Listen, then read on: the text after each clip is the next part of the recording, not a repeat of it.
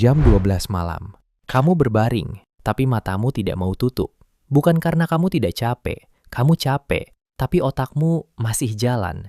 Mengulang percakapan tadi siang yang sudah selesai, ngitung kemungkinan yang belum tentu terjadi, membayangkan skenario terburuk dari keputusan yang bahkan belum kamu buat.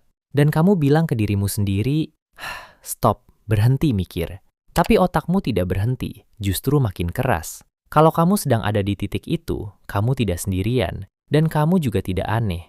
Overthinking dialami oleh jutaan orang, termasuk orang-orang yang kelihatannya paling tenang dan paling punya segalanya. Ini bukan soal lemah, bukan soal kurang iman, bukan soal drama.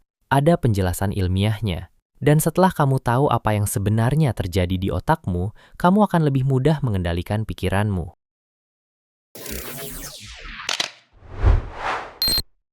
Jadi, apa itu overthinking? Bukan sekedar mikir terlalu banyak. Definisi psikologisnya lebih spesifik dari itu. Overthinking adalah pola pikir berulang yang tidak produktif, di mana pikiranmu berputar di sekitar satu masalah tanpa menghasilkan solusi nyata. Kamu berpikir terus, tapi tidak kemana-mana. Tapi ini menarik, overthinking bukan hal yang sama dengan refleksi yang produktif. Dan ini bukan juga kecemasan klinis. Ketiganya berbeda, dan perbedaan itu penting banget untuk kamu pahami. Refleksi produktif itu, kamu memikirkan sesuatu, lalu sampai pada keputusan atau pemahaman baru, ada outputnya. Kecemasan klinis itu kondisi medis dengan gejala fisik dan psikologis yang membutuhkan penanganan profesional. Overthinking itu ada di tengah-tengah, dan justru karena ada di tengah, dia sering tidak dikenali sebagai masalah, sampai sudah terlalu lama menguras energimu.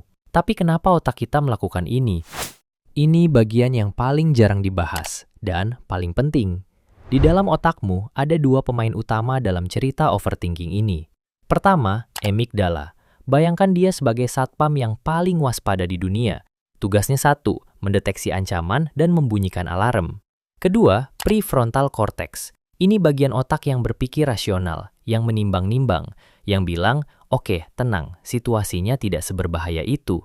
Dalam kondisi normal, keduanya bekerja sama dengan baik. Tapi saat kamu overthinking, amigdala menyala terlalu kencang dan prefrontal cortex kesulitan mengendalikannya. Dan ini yang membuat berhenti berpikir tidak pernah berhasil. Coba kamu bayangkan begini. Ada seseorang yang terus-terusan meneriakkan, "Bahaya, bahaya!" di telingamu. Lalu orang lain datang dan bilang, "Stop, berhenti merasa bahaya." Kira-kira berhasil tidak? Tentu tidak. Karena teriakan itu datang dari sistem yang jauh lebih primitif dan otomatis dari kesadaranmu. Nah, sekarang ada dua bentuk overthinking yang perlu kamu bedakan. Yang pertama disebut rumination. Ini pikiran yang terus-menerus kembali ke masa lalu. Menyesal atas sesuatu yang sudah terjadi, memutar ulang percakapan. Harusnya gue tadi bilang begini, kenapa gue tadi melakukan itu? Ruang lingkupnya, kemarin, minggu lalu, atau tahun lalu. Yang kedua disebut worry. Ini pikiran yang terbang ke masa depan. Bagaimana kalau ini terjadi? Bagaimana kalau gagal? Bagaimana kalau mereka tidak suka? Ruang lingkupnya besok, bulan depan, bisa juga 5 tahun lagi. Sebagian orang lebih banyak melakukan rumination, sebagian lagi lebih banyak worry, dan banyak yang melakukan keduanya, bolak-balik antara masa lalu dan masa depan, sementara momen sekarang berlalu begitu saja. Ada satu lagi yang perlu kita bicara, dan ini sering tidak disebut. Overthinking punya dua akar psikologis yang paling umum, need for certainty dan perfectionism. Need for certainty itu adalah kebutuhan untuk tahu bahwa semuanya akan baik-baik saja sebelum kamu melangkah, sebelum kamu memutuskan, sebelum kamu bertindak. Dan otak yang overthinking percaya bahwa dengan berpikir cukup lama dan cukup dalam, kepastian itu akan datang. Tapi hidup tidak bekerja seperti itu. Kepastian itu hampir tidak pernah datang sebelum tindakan. Justru biasanya datang setelah. Sedangkan perfectionism itu membuat standar internal kamu sangat tinggi, sehingga setiap keputusan terasa seperti ujian yang harus sempurna. Dan karena tidak ada jawaban yang sempurna, kamu terus berpikir, terus menimbang, terus menunda. Overthinking dalam banyak kasus bukan tanda kamu lemah. Ini tanda bahwa otakmu sedang bekerja terlalu keras untuk melindungi kamu dari ancaman yang mungkin tidak sebesar yang dibayangkan. Sebuah penelitian dari Universitas Michigan yang dipimpin oleh psikolog Susan Nolan Hoeksma menemukan bahwa overthinking, khususnya rumination, adalah salah satu prediktor terkuat untuk depresi dan kecemasan jangka panjang. Bukan peristiwanya yang paling merusak, tapi kebiasaan memutar ulang peristiwa itu secara berulang-ulang. Dan di Indonesia, survei kesehatan mental tahun 2026 menunjukkan bahwa lebih dari 60% mahasiswa dan pekerja muda mengalami kesulitan tidur yang berhubungan dengan pikiran yang tidak bisa berhenti.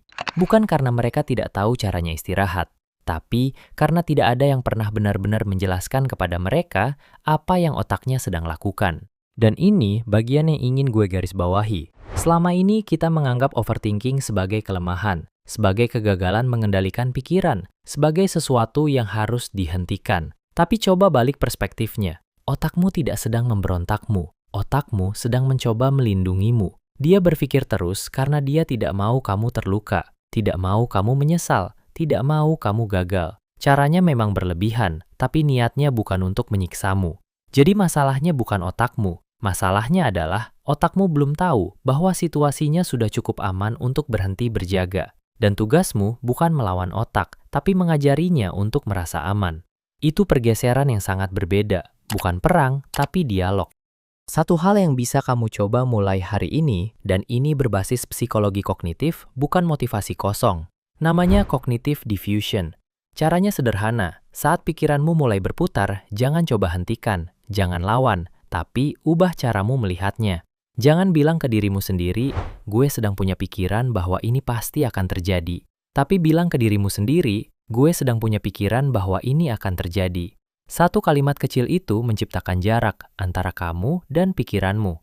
Tiba-tiba pikiran itu tidak lagi terasa seperti kenyataan, tapi seperti sesuatu yang sedang diamati. Dan dari jarak itu, kamu punya sedikit lebih banyak ruang untuk bernapas. Otakmu bukan musuhmu. Dia hanya belum tahu kapan harus berhenti berjaga. Dan sekarang, kamu tahu sedikit lebih banyak tentang kenapa dia melakukan itu. Semoga itu sudah cukup untuk membuatmu sedikit lebih sabar pada dirimu sendiri. Kalau video ini terasa relevan buatmu, subscribe. Masih banyak topik seperti ini yang ingin gue bahas bersama. Sampai di video berikutnya. Ini Makna Edu, karena setiap hal punya makna.